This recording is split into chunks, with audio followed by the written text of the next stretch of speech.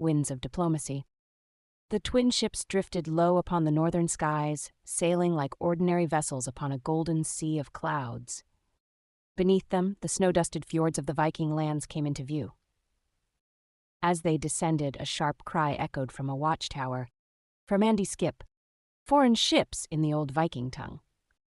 On the docks, Viking warriors snapped to readiness. Shields were lifted. Archers raised their bows, though none yet drew string. From the lead ship stepped a tall figure cloaked in white fur, King Francis, his silver beard dusted with frost. Beside him, Lady Marlene, her violet cloak trailing softly. Behind them, their guard stood tall and still in winter garb. A Viking officer approached with wary eyes. "You have entered sacred land. State your purpose." King Francis spoke with calm. "We mean no harm. We come in peace. I seek an audience with your ruler." The officer studied the king's face. "Wait here." They stood under watchful spears.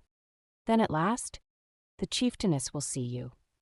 They entered the long hall of the Vikings, a mighty hall of timber, antlers, and fire.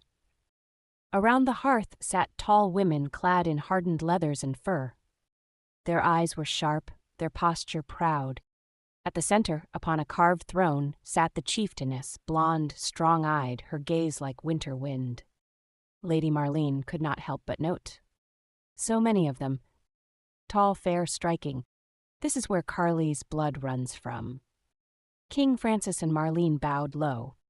"We seek peace," said the king. "We ask for this war to end." The chieftainess frowned, her voice edged like iron. "You come with empty hands. Your soldiers razed our villages. Your generals took our food, our gold, our kin. One of your own sparked this war." Francis replied, steady and true. "That general defied my crown. He now faces justice in chains." Still, the chieftainess shook her head. "Words cannot bring back the dead." Lady Marlene stepped forward. Her voice is soft but unshaken, and yet mercy can keep the living from joining them.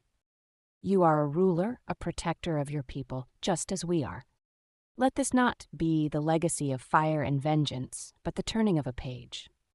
We ask only for time, and your presence at the trial. Let judgment be seen and truth be weighed."